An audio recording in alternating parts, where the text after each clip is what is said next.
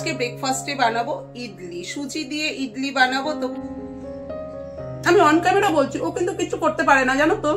আজকে তাড়াতাড়ি আর ব্রেকফাস্ট করছে কেন বলো তো? এবার আমরা ফ্ল্যাট দেখতে যাবো। তাই সর্ষেপুরে বড়া কিন্তু খেতে সত্যি খুব ভালো লাগে।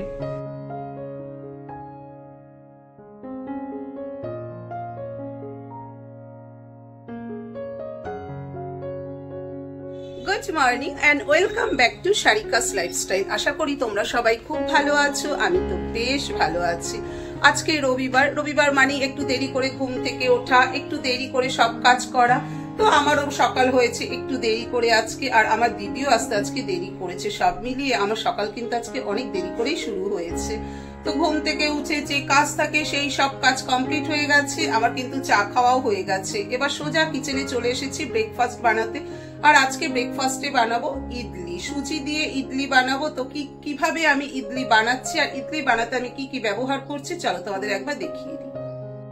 ইডলি সুজি দিয়ে বানাবো, তার জন্য আমি সুজি নিয়ে নেব 1 বাটি।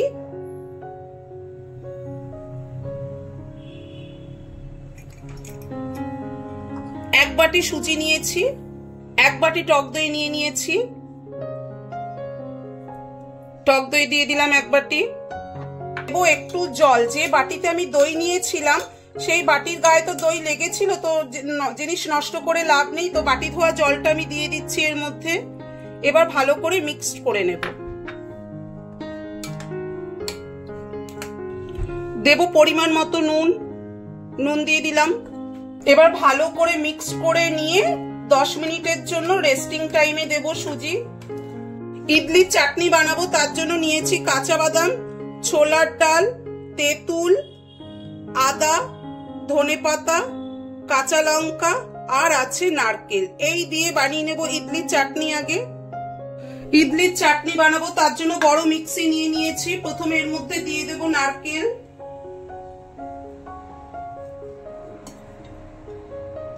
দিয়ে দেবো ধনেপাতা, কাঁচা লঙ্কা একসাথে। ধনেপাতা কাঁচা লঙ্কা দিয়ে দিলাম। আদা দিয়ে দেব, তেঁতুল, বাদাম আর ছোলার ডাল। লঙ্কা একটাই দিয়েছি, বেশি ঝাল হলে তুতান খেতে পারবে না। একটু জল দিয়ে পিষে নেব।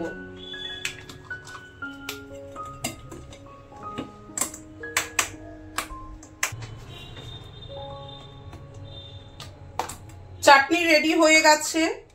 ইডলির চাটনি বানানো হয়ে গেছে, বাটিতে ঢেলে নিয়েছি। এবার এর মধ্যে তারকা দেব, তার জন্য নিয়ে নিয়েছি কারি পাতা, শুকনো লঙ্কা আর নিয়েছি সর্ষে। গ্যাস অন করে এই হাতা বসিয়ে দিলাম।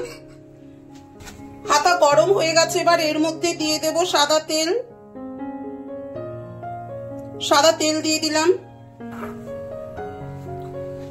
তেল গরম হয়ে গেছে, এবার এর মধ্যে দিয়ে দেব শুকনো লঙ্কা, দেব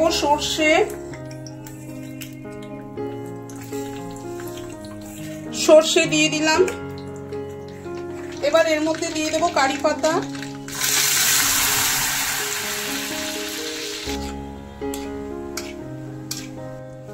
এই সাম্বার এবার চাটনির মধ্যে দিয়ে দিচ্ছি।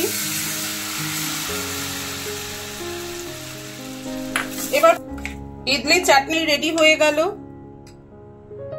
ইডলি চাটনি হয়ে গেছে, এবার ইডলি বানাবো, তার জন্য মাইক্রোওয়েভ প্রুফ এই টপারওয়্যারের স্ট্যান্ড নিয়ে নিলাম, মানে ইডলি স্ট্যান্ড নিয়ে নিলাম। এবার এই ইডলি স্ট্যান্ডের মধ্যে একটু তেল দিয়ে তেল ব্রাশ করে নেব, তা না হলে না তোমার ইডলিগুলো এই স্ট্যান্ডের গায়ে লেগে যাবে। তার জন্য একটু তেল ব্রাশ করে নেব।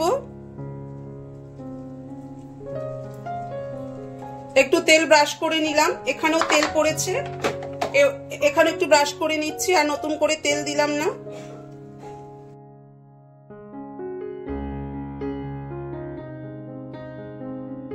এবার দেখা যাক ইডলি ব্যাটার কি পজিশনে এসেছে। সুজি ফুলে অনেকটা ড্রাই হয়ে গেছে। এবার এর মধ্যে একটু জল দেব, বেশি জল দেব না, অল্প একটু জল দেব। একটু জল দিলাম। এবার ভালোভাবে মিক্সড করে নেব।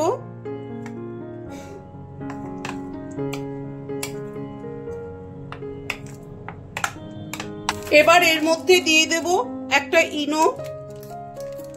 ইনোর একটা স্যাশে পুরোটাই দিয়ে দেব। ইনো দিয়ে না ব্যাটার বেশিক্ষণ রাখা যাবে না, সাথে সাথে ইডলি বানিয়ে নিতে হবে। ভালোভাবে ইনো ব্যাটারের মধ্যে মিক্সড করে দেব। ইনো দেওয়াতে না ফার্মেন্টেড হতে শুরু করেছে। ভালো করে ফার্মেন্টেড হবার জন্য মিক্সড করে দিচ্ছি ভালো করে। ইনো বেশ ভালোভাবে মিক্সড হয়ে গেছে।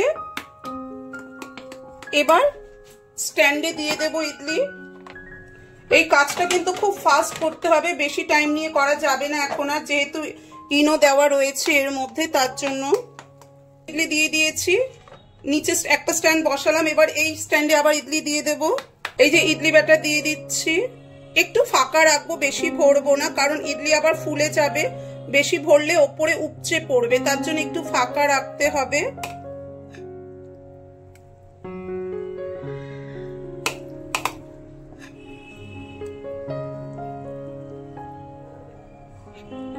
দিয়ে দিলাম এই স্ট্যান্ডও। এবার এখানে বসিয়ে দেব। বসিয়ে দিলাম, এবার ঢাকা দিয়ে মাইক্রো ওভেনে 2 মিনিটের জন্য দিয়ে দেব। এবার মাইক্রো ওভেনে মাইক্রো ওভেনে যেরকম পাওয়ার, সেই পাওয়ার অনুযায়ী টাইমার সেট করতে হবে। আমার মাইক্রো ওভেনে 1200 ওয়াটে আমি দেব 2 মিনিটের জন্য। ইডলি হয়ে গেছে, এবার ঢাকা খুলে দেখা যাক। ওয়াও, পারফেক্ট ইডলি হয়েছে মনে তো হচ্ছে। হ্যাঁ, একদম পারফেক্ট। দেখো, ছুরি একদম ক্লিন, মানে পারফেক্ট ইডলি হয়েছে। এবার বার করে নেওয়া যাক। বাবা কি গরম, বার করা যাচ্ছে না। এবার বার করে নি। এই দেখো কি সুন্দর উঠে আসছে। বাবা কি গরম, বাবা একটা স্পুন দেবে আমাকে?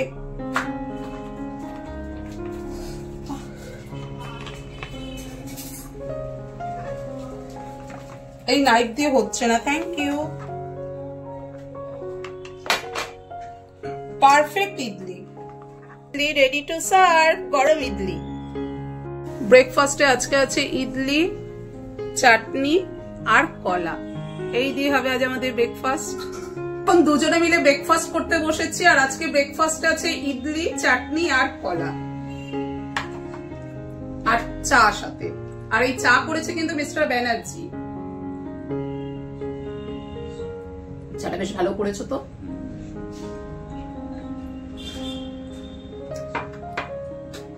Good morning.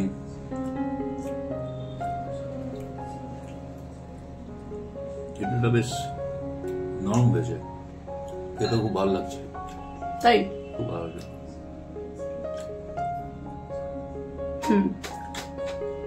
ভালো হয়েছে, এটা ঠিক ডে বাই ডে কিন্তু আমার রান্না ভালো হচ্ছে।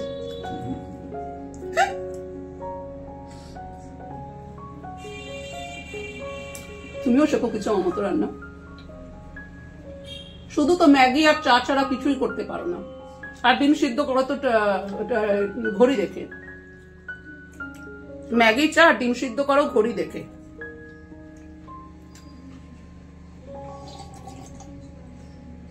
আমি অন ক্যামেরা বলছি, ও কিন্তু কিছু করতে পারে না জানো তো। শুধু ম্যাগি, চা আর ডিম সিদ্ধ করে ঘড়ি দেখে, যে 10 মিনিট না 12 মিনিট হয়েছে সেই ঘড়ি দেখো ডিম সিদ্ধ করে। কতদিন বলেছি রান্না শেখো, সে কিন্তু শেখে না। তুমি কিছু বলবে আমার বন্ধুদের, এত যে কমপ্লেন করছে তোমার নামে? এখন চা খাচ্ছে তাড়াতাড়ি, আর ব্রেকফাস্ট করছে কেন বলো তো? এবার আমরা ফ্ল্যাট দেখতে যাবো, তার জন্য।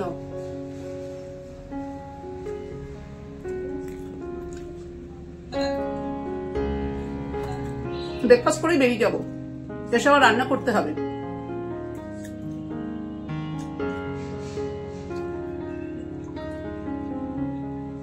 দইটা যদি একটু টক থাকতো না, আরো বেশি ভালো লাগতো জানো তো। কেনা দই অত টক থাকে না। মিষ্টি দোকানের দইগুলো তো আরো খারাপ হয়, ওগুলো একদম টক থাকে না। আর এটা আমুলের বলে তবু একটু টক আছে দইটা। বেস্ট হয় হোমমেড টক দই ইডলি জানো তো। তো চলো আমরা ব্রেকফাস্ট করে নিই।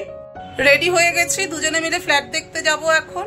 তুতান বাড়িতে থাকবে, আমরা সামনেই যাব আর আসবো, মানে যতক্ষণ লাগে তো তাড়াতাড়ি তো চলে আসবো মনে হচ্ছে, তো যাই গিয়ে দেখে আসি।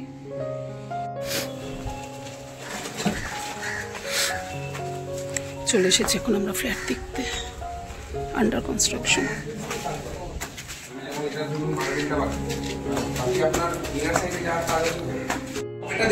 এই আমরা এখন এন্ট্রি করছি।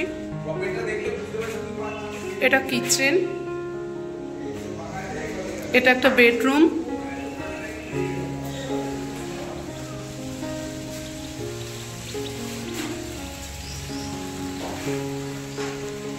ড্রয়িং মানে এটা তো আপনার কিচেন এরিয়া হয়ে গেল।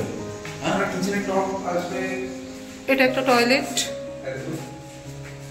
আপনাকে রুমটি ডাইনিং মানে ড্রয়িং স্পেস নেই না, হ্যাঁ। এটা একটা কাবার্ড রাখার জায়গা, ছোট। এটা একটা বেডরুম, এটা একটা ছোট টয়লেট, খুবই ছোট টয়লেট এটা, আর এই হচ্ছে ব্যালকনি।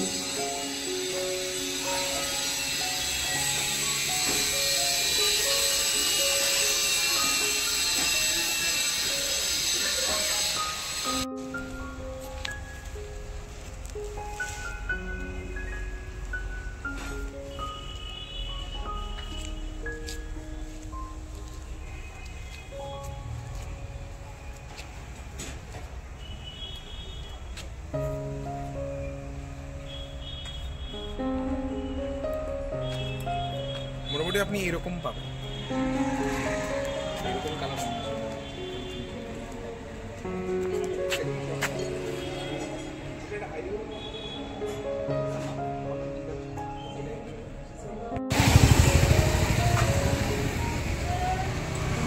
এই যে ভালো করে দিঘিটা তুললাম এবার।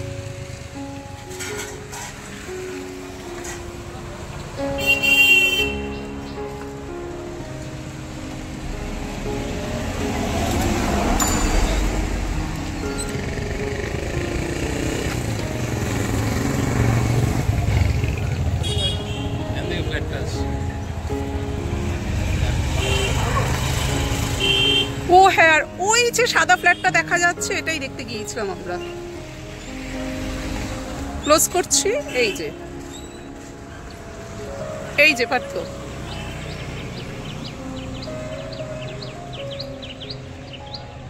এই যে ফ্ল্যাটটা দেখতে গিয়েছিলাম। ফ্ল্যাট দেখে কিছু আগে বাড়িতে এলাম, কিছু আগে বলতে এই 1:20-25 নাগাদ বাড়িতে এলাম, এখন 2 বাজে। তো এসে চিকেন ধুয়ে, মানে আসার সময় চিকেন নিয়ে এসেছিলাম, চিকেন ধুয়ে মশলা করে চিকেন বসিয়ে দিলাম। যেহেতু মিক্সিতে মশলা করেছি তাই অসুবিধা হয়নি, চিকেন বসিয়ে দিয়েছি। চিকেনের ঝোল করছে আর সর্ষে ফুলের বড়া করছি। চিকেনের ঝোল ফুটতে শুরু করেছে আর সর্ষে ফুলের বড়া করছি। এখানে কিছুটা বড়া হয়ে গেছে, নামিয়ে রেখেছি, আর এখানে আর যে এক্সট্রা ছিল সেটা আবার বড়া করতে দিয়েছি, আর এখানে চিকেনের ঝোল ফুটছে। সবাই মিলে এখন লাঞ্চ টেবিলে বসে গেছি, সময় 2:30 বাজে। আর আজকে তো এসে তাড়াতাড়ি করে, তোমাদেরকে তো বললামই, ফ্ল্যাট দেখে এসে তাড়াতাড়ি করে চিকেন রান্না করলাম আর সর্ষে ফুলের বড়া করলাম। তো চিকেন আর সর্ষে ফুলের বড়া দিয়ে আজকে লাঞ্চ করতে হবে।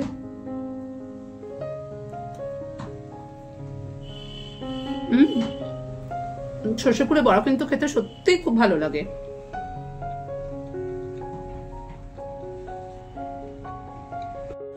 লাঞ্চ হয়ে গেল, লাঞ্চের পর শুরু হয় আরো বেশি কাজ।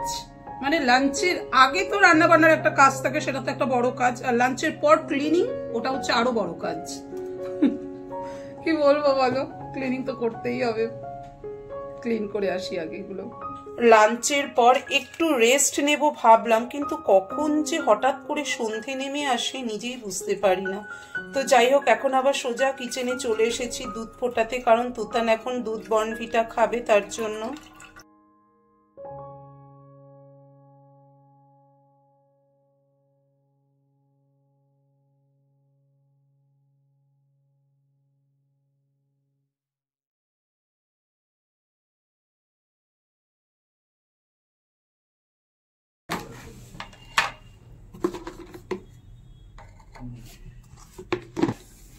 নাও তুতান, খেয়ে নাও তুমি। রাত 10:30 বাজে, তুতানকে এখন ডিনার করাবো। আর আজকে ডিনারে আছে রুটি আর চিকেন। সন্ধেবেলা থেকে আমি আর ক্যামেরা অন করতে পারিনি, কারণ তুতানের এক্সাম 12 তারিখ থেকে শুরু হবে। তো তুতানকে একটু পড়াতে হয়, তারপর ক্যামেরা অন করলে ওর পড়ার অসুবিধে হবে, তার জন্য আমি আর ক্যামেরা অন করিনি। ডিনার রেডি হয়ে গেছে, রুটি আর চিকেন ডিনারে। রাত 11:15 বাজে। ডিনার করার পর অনেক কাজ থাকে, সেই সব কাজ কমপ্লিট করতে করতে সত্যি অনেকটা রাত হয়ে যায়। তো যাই হোক, আমার যার স্কিন কেয়ার রুটিন সেই সব কমপ্লিট হয়ে গেছে। এবার আমি ব্লগ এডিট করব, তাহলে আজকে ব্লগটা আমি এখানেই এন্ড করছি। এই ব্লগের কোনো অংশ যদি তোমাদের একটু হলেও ভালো লেগে থাকে, অবশ্যই do like, comment, share and subscribe. Bye bye, love you all, good night.